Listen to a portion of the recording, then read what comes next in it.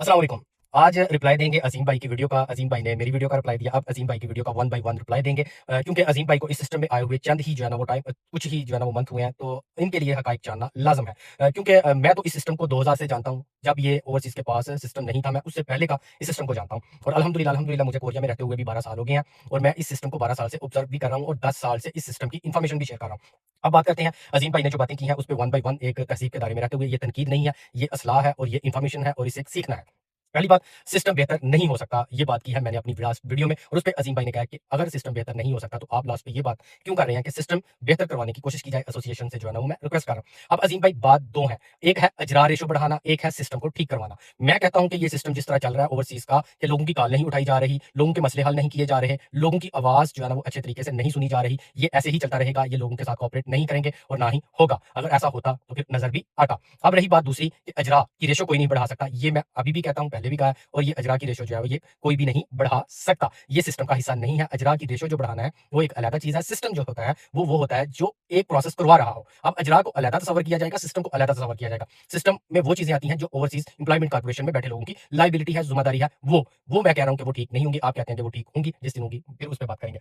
दूसरे नंबर पे जब आपने कहा कि जो है ना वो हार्ड वर्क यानी कि जो वर्कर हार्ड वर्क करेंगे वही जो है ना वो अजरा की रेशो बढ़ा सकते हैं, हम भी इससे इत्तेफाक करते हैं, बिल्कुल ऐसा ही है। अगर आपको याद हो तो आपने एक दफ़ा मुझे कॉल की थी, जब आपने मुझे कॉल की थी तो उस वक़्त हमारी इसी मौजू पे डिबेट हुई थी। आपने मुझसे पूछा था कि अमजद भाई, हम क्या-क्या जो है ना वो पॉइंट रेज़ कर सकते हैं, किस तरह जो है ना वो इन बच्चों की हेल्प कर सकते हैं। मैंने आपको कुछ पॉइंट्स भी बताए थे, उसमें ये पॉइंट भी मैंने आपको बताया था कि बच्चों को भी आगाही दें कि जब तक आप हार्ड वर्क नहीं करेंगे यहाँ पे कोरिया में आके, ओवरसीज़ एम्प्लॉयमेंट कॉर्पोरेशन, कोई अमजद सुलहरी, कोई और बंदा या अज़ीम बाजवा या टीचर एसोसिएशन, कोई भी थर्ड पार्टी आपकी अजरा की रेशो नहीं बढ़ा सकती। सिर्फ और सिर्फ अजरा की रेशो बढ़ा सकते हैं तो आप लोग खुद अपने गिरेबानों में क्यों नहीं झाँकते? उसके बाद ही आपने जो है ना वो वर्कर के लिए ये वीडियो लगाई थी कि वर्कर जो है ना वो अपनी जो है ना वो हार्ड वर्क करके दिखाएँ, वहाँ पे मालिकान को काम करके दिखाएँ, जिसकी वजह से जो है ना वो अजरा की रेशो में बेहतरी हो सकती है। उसके बाद ये आपने वीडियो लगाई थी। तीसरे नंबर पे आपने बात की है कि सेंडिंग जो है ना वो बहुत जल्दी होगी है। अच्छा, सेंडिंग का मसला नहीं है, सेंडिंग मेन मसला नहीं है, सेंडिंग तो हो ही जाती है, हर किसी की हो ही जाती है। अब रही बात कि सेंडिंग के बाद सबसे बड़ा मसला है अप्रूवल में। जितने भी 17 मालिक हैं, उनमें से सबसे ज़्यादा अप्रूवल लेट जो होती है वो पाकिस्तान की ही होती है। इस दफ़ा आप लोग कह रहे हैं कि 2025 की अप्रूवल बहुत फास्ट हुई है, उसके पीछे भी जो है ना वो एक रीज़न है, आप लोगों को जो है ना वो बताना पड़ेगा। मैंने एक वीडियो लगाई हुई है, उसका प्रूफ मेरे टिकटॉक चैनल पे पड़ा हुआ है, जिस पे मैंने वाज़ह तौर पे एचआरडी के नुमाइंदे से बात की हुई है और उसको मैंने कहा था कि अगर आप अप्रूवल जल्दी नहीं करेंगे, तो इन बच्चों का जो 2 साल का टाइम पीरियड है टेस्ट पास करने की डेट से, उसमें से 6 मंथ उनके गुजर जाएँगे सेंडिंग होने तक। तो उन लोगों की अप्रूवल अगर लेट होती है, तो उनका एक रोस्टर फॉर्म ज़ाया हो जाएगा, जिस पे एचआरडी के नुमाइंदे ने यकीन दहानी करवाई थी कि हम जो है वो सेंडिंग जैसे ही होगी फौरन अप्रूवल भी करेंगे। अगर किसी ने पाकिस्तान से या कोरिया से किसी ने अगर रिक्वेस्ट की है एचआरडी से, तो उसका सबूत होगा ईमेल के थ्रू कि हमने जो है ना वो फास्ट सेंडिंग के लिए रिक्वेस्ट किया, वो शो करवा दीजिएगा। तीसरे नंबर पे जो पाबंदी होती लगती है, उसका मसला ओवरसीज़ एम्प्लॉयमेंट कॉर्पोरेशन का लायबिलिटी हल करवाना, वो नहीं करवाई जाती। उसके बाद रीसेंडिंग के बहुत ज़्यादा इश्यूज़ आते हैं, वो बच्चों को नहीं बताए जाते। रीसेंडिंग बहुत लेट यानी कि यहाँ से वापसी जब डॉक्यूमेंट जाते हैं, तो रीसेंडिंग का मसला आता है। अब ये सारी चीज़ें आपके इल्म में नहीं आएँगी, क्योंकि आप इस सिस्टम का हिस्सा नहीं हैं, आपको इन चीज़ों की समझ नहीं आएगी कि मैं क्या बात कर रहा हूँ। आप कन्फ्यूज़ हो जाएँगे, मैं कन्फ्यूज़ नहीं हूँ। दूसरे नंबर पे पासपोर्ट का अंदराज अगर गलत हो जाए, लोगों की आईडी नहीं बनती, इससे भी लातलकी का इज़हार करते हैं ओवरसीज़ में बैठे लोग कि हमें इससे जो है ना वो कोई गर्ज नहीं है। अगर इस तरह की किसी किस्म की कोई मिस्टेक हो, तो ओवरसीज़ एम्प्लॉयमेंट कॉर्पोरेशन की लायबिलिटी होती है कि वो बच्चों का मसला हल करवाए, लेकिन कोई भी नहीं करवाता। अब लास्ट कुछ महीने पहले की बात की जाए, तो हमारे जो एसोसिएशन के जो सदर हैं जुल्फ़िकार साहब, उनके एक बच्चे का पाबंदी का मसला था। उसके बाद दुर्मा मसाब के बच्चे का मसला था। उसके बाद शमीम अख्तर नारोवाल वाले जो हैं, उनके बच्चे का मसला था। एक और भी टीचर थे, उनके बच्चे का, 4 लोगों का पाबंदी का मसला था। उनसे पूछें कि जब मुझे उन्होंने ये मसला बताया, तो मैंने उनको मंडे का टाइम दिया। मंडे वाले दिन कोरियन टाइम के मुताबिक सुबह 9 से 10 बजे के टाइम उन बच्चों का पाबंदी का मसला हल हुआ था या नहीं, ये आप उनसे क्वेश्चन कीजिएगा। अभी फिर उन बच्चों का पाबंदी का मसला बना हुआ है, अब उसको ठीक कौन करवाएगा? ये मैं आपसे पूछता हूँ, आप पे छोड़ता हूँ कि उन बच्चों का 2023 का पास है, अभी तक उसका फर्स्ट रोस्टर ही जो है ना वो मंजूर नहीं हुआ। अभी वो ओवरसीज़ एम्प्लॉयमेंट कॉर्पोरेशन में गया है, ओवरसीज़ ने कहा कि आपका 2 साल का टाइम एक्सपायर हो चुका है, हम आपकी कोई हेल्प नहीं कर सकते, आपका कुछ नहीं होना, आप नए सिरे से टेस्ट दो। हालाँकि उस बच्चे का मसला हल हो सकता है। अगर कोई नहीं करवाएगा, तो मैं एंड पे करवा के दिखाऊँगा और हल होगा भी। चौथे नंबर पे आपने बात की है, उसके बाद बात की थी कि ओईसी गाइड करे। यानी कि ओईसी जो है ना वो गाइड करेगा। अब मुझे ये बताएँ कि जो अदारा कॉल नहीं उठाता, वो गाइड कैसे कर सकता है? एक हेल्पलाइन तक जो है ना वो चालू नहीं कर सके, तो वो लोगों की हेल्प कैसे करेंगे? कैसे गाइड करेंगे? कैसे, कौन-सा ज़रिया है उनके पास गाइड करने का? हेल्पलाइन ही है ना। अगर किसी का क्वेश्चन होगा, वो इस्लामाबाद चल के तो नहीं जाएगा कि हमें गाइडलाइन दें, वो कॉल के थ्रू ही की जाती है। क्या हेल्प डेस्क मौजूद है? अगर मौजूद है, तो वो अभी तक ऑन क्यों नहीं हुआ? अगर आप लोगों ने जो है ना वो इतनी ज़्यादा ऑफर्स की हैं, तो उसका नतीजा कम से कम हेल्पलाइन का जो है ना वो तो नज़र आता। वो आया, नहीं आया, क्योंकि ये नज़र आएगा भी नहीं। 5वें नंबर पे आपने बात की कि टीचर एसोसिएशन ने मुख्तलिफ जो है ना वो आवाज़ें उठाई हैं, बुलंद की हैं, फिर उसके बाद जो है ना वो मैंने पूरी वीडियो सुन के जो है ना वो आपका जवाब नहीं दिया।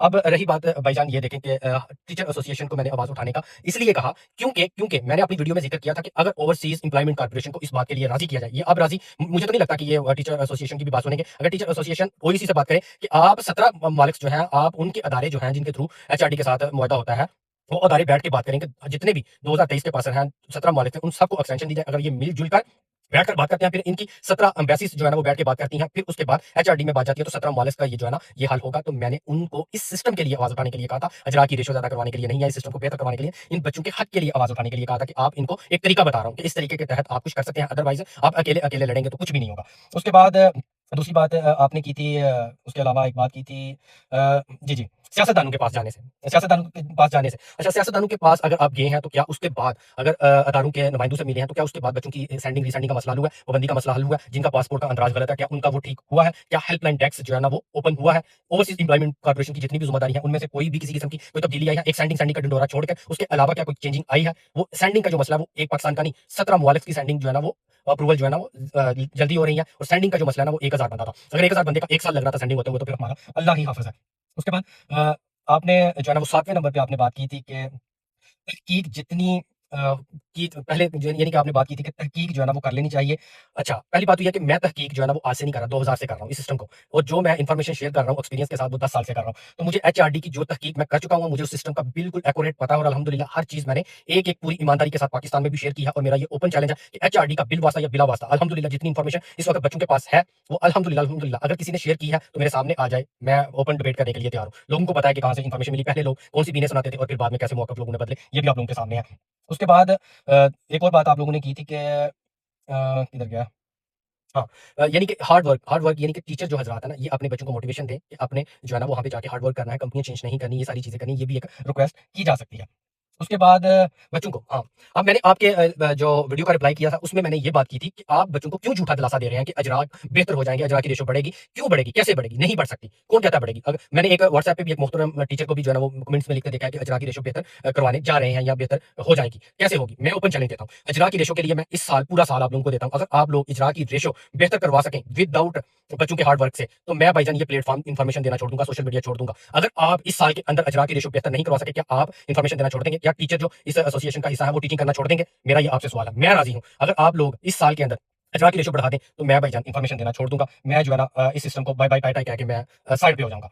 उसके बाद लास्ट पे जो आपने बात की थी कि आप 2 महीने का जो है ना वो लेकर स्टे लेकर यानी छुट्टियाँ लेकर आप कंपनी का विज़िट करें। मैं 2 महीने नहीं 6 महीने भी जो है ना वो ले सकता हूँ। अगर मेरी छुट्टियों की वजह से, मेरे कंपनी विज़िट करने की वजह से ये रेशो बेहतर हो सके। पहली बात तो ये कि जिस कंट्री में आप रहते हैं, उस कंट्री का लॉ आपको फ़ॉलो करना पड़ता है। मेरी कंट्री कोरिया मुझे इस चीज़ की इजाज़त नहीं देती कि मैं किसी कंपनी का दरवाज़ा खटखटा के ये कहूँ कि मेरी कंट्री के जो है ना वो लोग लेके आओ, ये इल्लीगल है। कोरियन लॉ के मुताबिक मुझे इस चीज़ पे जुर्माना हो सकता है। मैं किसी भी कंपनी का दरवाज़ा खटखटा नहीं सकता। जो खुले में जो एग्रीकल्चर फार्म होते हैं, उन पे आप विज़िट कर लें, वो एक अलग चीज़ होती है। लेकिन किसी कंपनी के अंदर जाने के लिए वहाँ पे उनकी परमिशन लेना पड़ती है, आप विदाउट उनकी परमिशन नहीं जा सकते। अगर फॉर एग्जांपल आप सियालकोट किसी भी कंपनी में जाएँ, तो वहाँ पे एक अनबन खड़ा होता है, वो कहता है कि भाईजान बाहर चले जाओ, बाहर चले, यहाँ पे भी वही हिसाब है। आप विदाउट किसी कंपनी की परमिशन के आप उनकी कंपनी के अंदर नहीं जा सकते, और ना ही मेरे पास, अगर फॉर एग्जांपल मैं कंपनी में चला भी जाता हूँ, वहाँ पे जाके कहता हूँ कि मैं वर्कर हमारी कंट्री में, वो कहेंगे कि आपके पास ऑथराइज़ क्या है, आपकी कैपेबिलिटी क्या है, आप कौन हो, क्या करने आए हो, क्यों आए हो? तो मेरे पास कोई जवाब नहीं है, क्योंकि मैं खुद एक वर्कर हूँ यहाँ पे, मैं कोई ऑफिशियल नहीं, मैं कोई गवर्नमेंट का मुलाज़िम नहीं। यहाँ पे जो गवर्नमेंट के मुलाज़िम होंगे या ओवरसीज़ एम्प्लॉयमेंट कॉर्पोरेशन की ड्यूटी है कि वो बंदे जो है ना वो यहाँ पे हायर करें, और इसमें भी मैं एक अलग से जो है ना वो बात करूँगा। तो इसलिए मेरे प्यारे भाई इस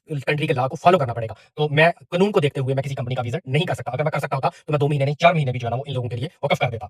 उसके बाद लास्ट बात कर लेते हैं, मैंने हक और सच्ची आवाज़ कब उठाई है? आपने कहा जी आपने हक की आवाज़ कब उठाई है या आपने लोगों के लिए क्या किया? इस पे मैं एक अलहदा पार्ट बनाऊँगा, फिर मैं बताऊँगा कि मैंने क्या-क्या किया है, क्या-क्या नहीं किया। आपने कॉपी पेंसिल पास रखनी है सबने, आपने लिख लेना है कि मैंने क्या-क्या किया इंशाल्लाह। बाकी इस वीडियो का आप पे तनकीद नहीं, मैंने पहले भी लास्ट वीडियो में बोला था कि अज़ीम भाई पे कोई गिला, कोई शिकवा नहीं बनता, क्योंकि वो इस सिस्टम का हिस्सा नहीं है, उनको इस सिस्टम का नहीं पता। जो लोग उसको सिस्टम फीड करवा रहे हैं, उन लोगों की लायबिलिटी है कि वो उनको हक और सच की बात आप तक पहुँचाएँ। मेरी लायबिलिटी है कि मैं, अगर आप बच्चों की आवाज़ उठा रहे हैं, मैं आपके साथ हूँ। मैंने पहले दिन भी आपको कहा था कि मैं आपके साथ हूँ और आज भी साथ हूँ। आप हक और सच की आवाज़ उठाएँ, लेकिन बच्चों को झूठा दिलासा ना दें कि अजरा की रेशो बढ़ेगी और सिस्टम कह रहा है जी हम बढ़ाएँगे, ऐसा नहीं हो सकता। तो हमें याद रखें, जज़ाकल्लाह, अल्लाह हाफ़िज़।